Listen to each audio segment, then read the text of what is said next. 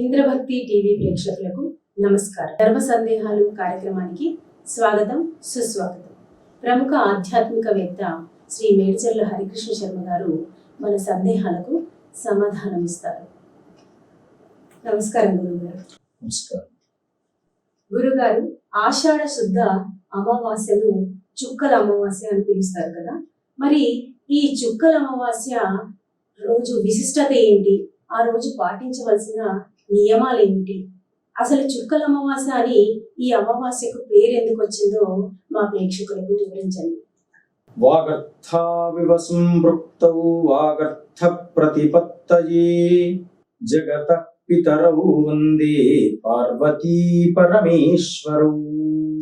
శృతి స్మృతి పురాణానాం ఆలయం కరుణాలయం నమామి భగవత్పాదం శంకరం లోకశంకరం. భగవద్భక్తులందరికీ నమస్కారం. ఆషాఢ బహుళ అమావాస్యను చుక్కల అమావాస్య అంటారు. ప్రతి సంవత్సరం వచ్చేటువంటి ఆషాఢ బహుళ అమావాస్యను చుక్కల అమావాస్య అంటారు. అందులో ఈ సంవత్సరం 24 జూలై 2025వ తేదీ రోజు ఈ చుక్కల అమావాస్య మనకు సంభవించింది. అయితే ఈ అమావాస్య రోజు మనం ఆచరించాల్సిన విధి విధానాలు ఏమిటి, వాటి గురించి తెలుసుకుందాం. పూర్వకాలం నుండి మన సాంప్రదాయంలో ప్రతి మాసంలో మనకు వచ్చేటువంటి శుక్లపక్షం, కృష్ణపక్షం అనేటువంటి 2 పక్షాలు ఉంటాయి. శుక్లపక్షంలోనేమో పౌర్ణిమ, కృష్ణపక్షంలోనేమో అమావాస్య. ఈ 2 కూడా పర్వదినాలే.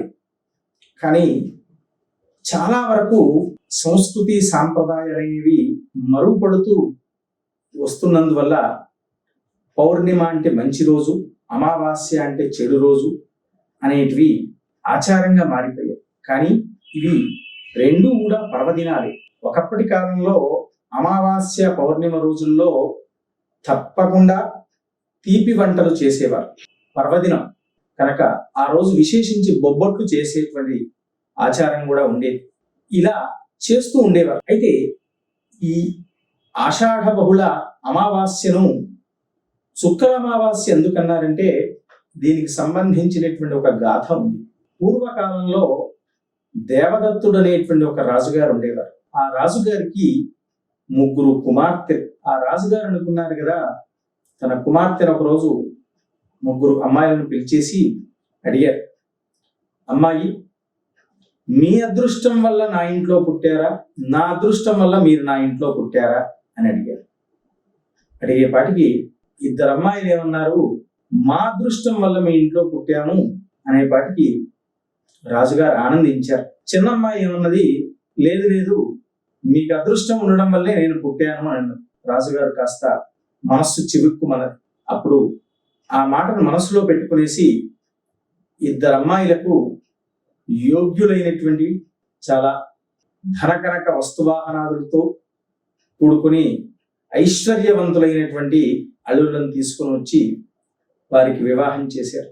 వారి కుటుంబాలు చాలా చక్కగా సాగుతూ ఉన్నాయి. చిన్నమ్మాయిని ఒక కురూపి అయినటువంటి అతనికి ఇచ్చారు. ఇచ్చి పంపించారు. పంపించేపాటికి పాపం ఆ అమ్మాయి మార్గం గుండా నడుస్తూ నడుస్తూ వెళుతూ ఉన్నది. అతను కురూపి అవడం చేత అనారోగ్య సమస్యలు అనేవి ఎక్కువగా ఉండడం చేత అడవిలోంచి వెళుతూ వెళుతూ ఉంటుంటే మార్గ మధ్యంలో అలసి సొలసి పడిపోయాడు. అమ్మాయి చాలా బాధపడింది.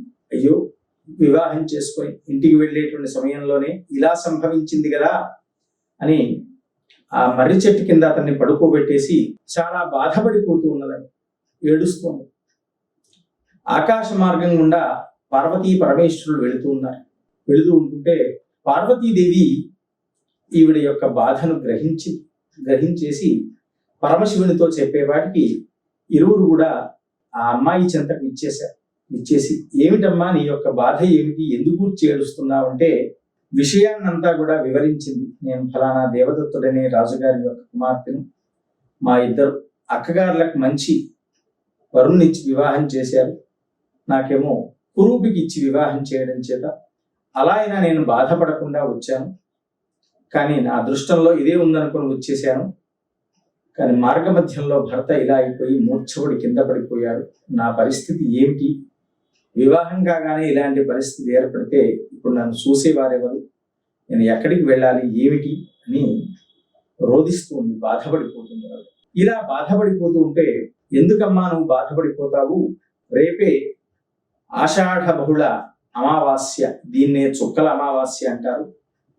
ఈరోజు ఆ అమావాస్య రోజు నువ్వు శుచిగా ఇక్కడే ఈ నది చెంతనే స్నానం ఆచరించుకొని చక్కగా ఈ చెట్టు కిందనే ఆవు పేడతో అలికేసి పసుపుతో గౌరీదేవిని చేసి నీవు ఆ గౌరీదేవి చుట్టూతా చుక్కలు పేర్చినట్లయితే చాలా నక్షత్రాదుల్లాగా ఏర్పడతాయి.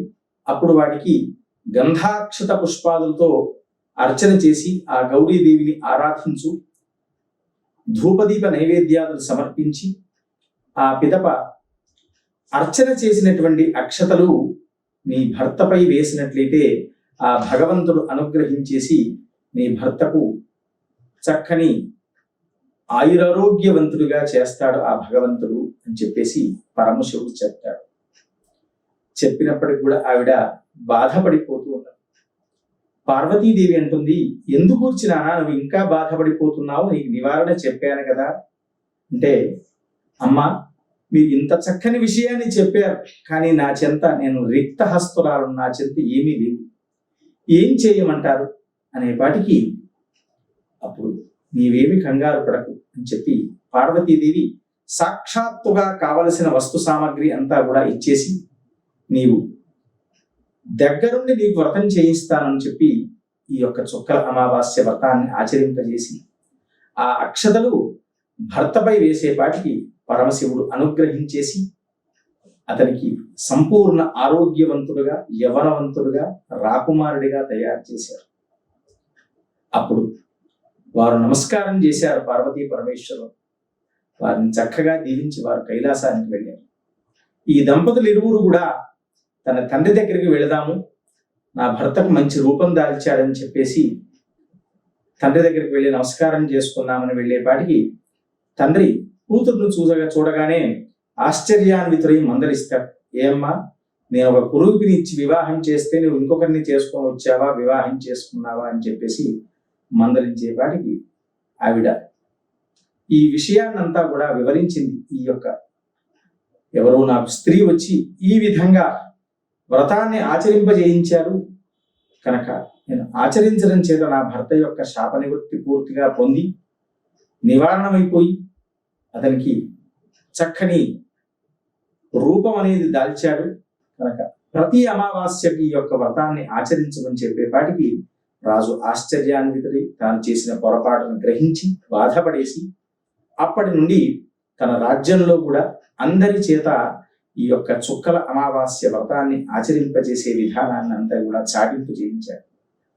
ఇలా అప్పటి నుండి ఆచార ప్రకారంగా ప్రతి ఒక్కరూ కూడా ప్రాతకాలం నుండి సాయంకాలం వరకు ఉపవాసంగా ఉండి ఆ వ్రతాన్ని ఆచరించుకుని దీపారాధన అయిన తర్వాత ఆ గౌరీదేవికి అర్చన చేయబడినటువంటి అక్షతలు ఏవైతే ఉంటాయో ఆ అక్షతలు భర్తపై వేసి భర్తకు నమస్కారం చేసుకుని ఉంటారో ఆ నక్షత్రాదులను చూసి భోజనం చేసి వారు ఏదైతే ఆ తోరము, ఆ అర్చన చేసినటువంటి తోరము ధరిస్తారో, భర్తకు ధరింపజేస్తారో అలాంటి ఈ కథను చెప్పుకొని ఎవరైతే ఆచరిస్తూ ఉంటారో భర్త భార్య ఇరువురు కూడాను సంపూర్ణ ఆయురారోగ్య అష్టైశ్వర్యాలతో సుఖంగా ఉంటారన్నమాట. ఇది మనకు ఆషాఢ అమావాస్య ద్వారా చుక్కల అమావాస్య వైశిష్ట్యం అనేటువంటిది కనుక ఈ చుక్కల అమావాస్య అనేది ఈ సంవత్సరం మనకు 24 జూలై